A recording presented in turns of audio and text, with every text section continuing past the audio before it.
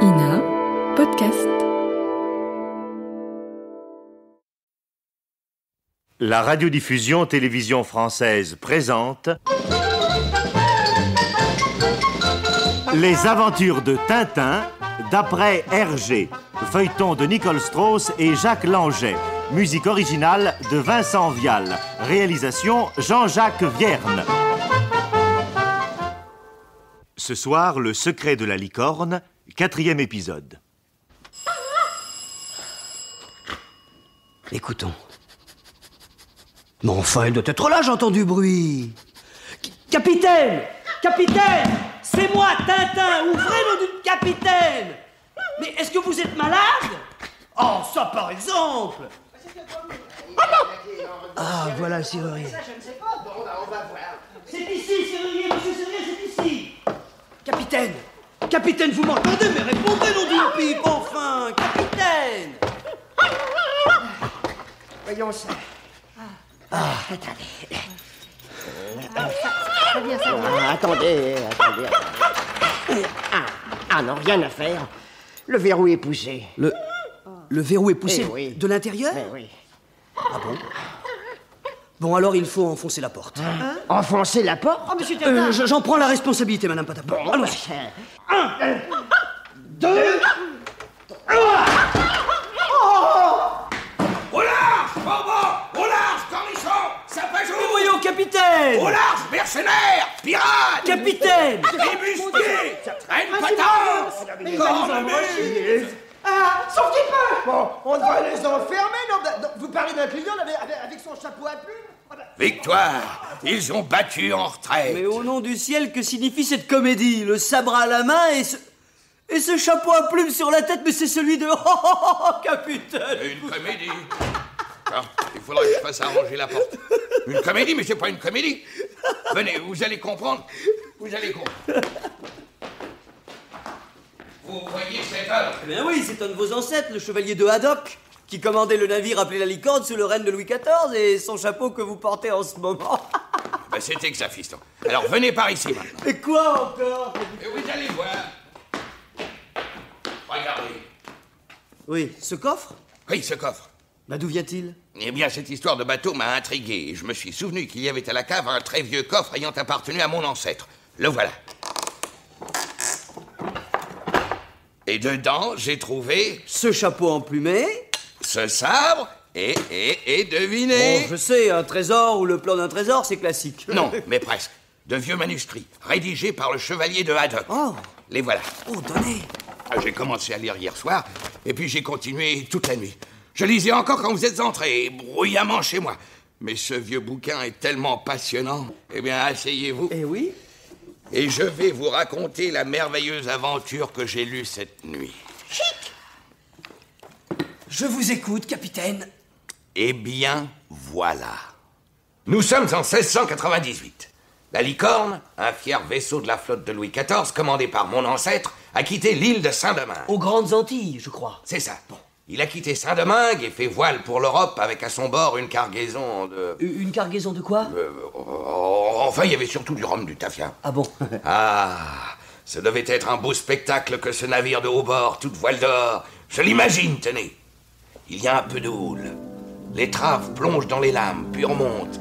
Et la proue avec la fameuse licorne sculptée. C'est cette espèce de cheval qui a une corne sur le nez. Oui, toute la proue en remontant ruisselle. À la poupe flotte le pavillon blanc à fleur de lys. Ah, quelle allure, mais regardez-le! Les voiles sont gonflées à craquer. Le vent siffle dans les cordages.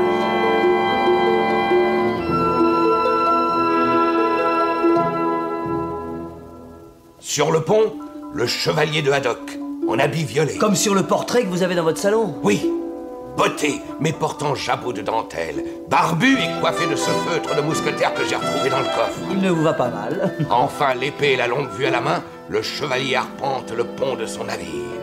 Ah, c'était quelque chose, la marine en bois, Tintin. Je le crois, capitaine, je le crois.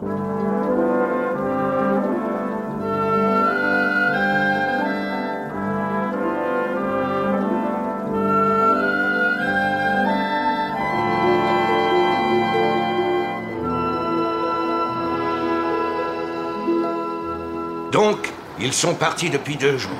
Et ce matin-là, par bonne brise, la licorne vogue grand largue, tribord à mur, lorsque soudain de la hune tombe un cri.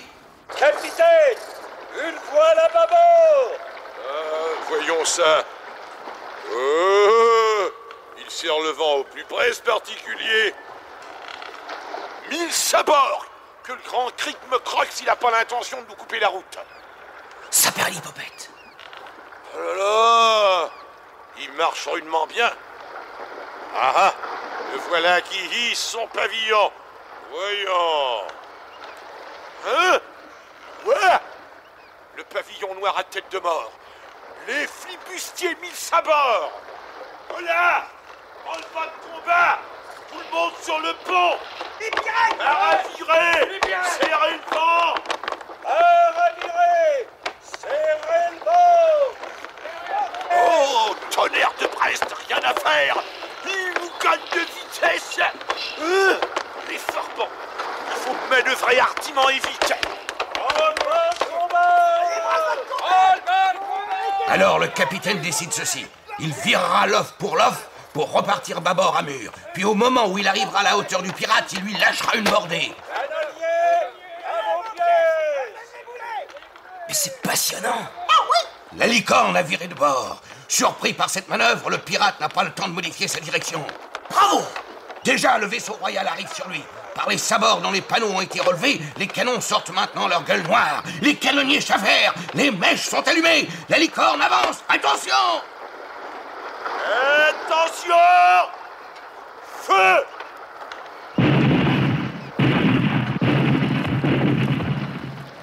Touché! Quel bordel, hein? Oui, mais la plupart des boulets tombent à la mer. Aïe. Et le pirate n'est pas assez sérieusement touché pour abandonner. À son tour, il vire de bord et soudain, regardez là-haut! Oui, eh bien. À son moi d'artimon, un nouveau pavillon. Et alors? Mais cette flamme, c'est le pavillon dont l'apparition faisait trembler les plus braves. Une sorte de message d'invitation envoyé par la mort. Quand il apparaissait, les croyants se signaient, les autres juraient ou fourbissaient leurs armes. Mais vous m'effrayez, capitaine. Qu'a-t-il de particulier, ce pavillon? Il est rouge. Rouge, et ça signifie? Malheureux.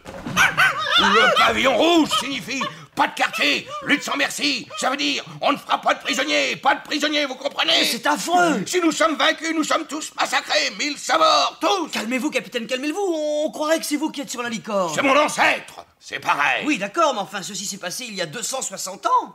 Aucune importance. Le pirate a repris la poursuite. Il se rapproche toujours. À bord de la licorne, tout le monde a la gorge sèche. Vous croyez, capitaine, que tout le monde a... C'est comme si j'étais. Ah bon? Et alors, après? Ça va mieux. Ah? Enfin non, je veux dire, ça va plus mal. Ah bon? Serrant le vent au plus près, le Forban a réussi à se placer derrière la licorne. Il avance rapidement sous la poupe du vaisseau. Ah, je vois. Puis il vire. Aïe. Les deux vaisseaux sont maintenant côte à côte. Aïe. Dans quelques minutes, ce sera l'abordage. Aïe. Sur la licorne, chacun est à son poste. On est prêt. Les derniers ordres sont donnés. Le navire du chevalier de Haddock domine le bateau pirate beaucoup plus petit. Oui. On dirait une guêpe prête à se poser sur le flanc d'un cheval. Derrière les plabords, les pirates armés jusqu'aux dents sont accroupis et attendent l'ordre de leur chef. Voilà. Les deux navires vont se toucher. Attention!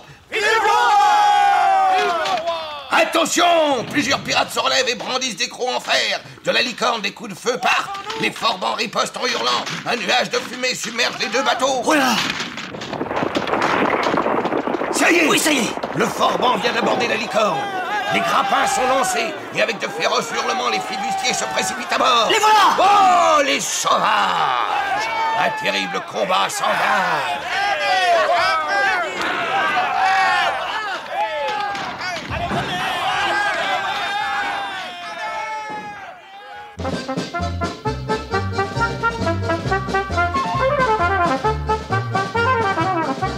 Les aventures de Tintin d'après Hergé, un feuilleton radiophonique de Nicole Strauss et Jacques Langeais, avec Maurice Sarfati Tintin, Jacques Illing le capitaine Haddock, Robert Murzeau le chevalier de Haddock, Jean Daguerre la vigie et Milou.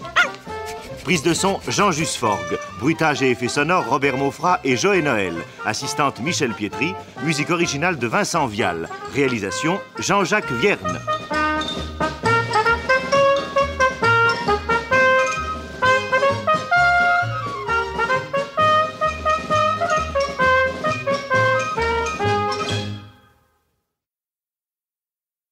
Thank you.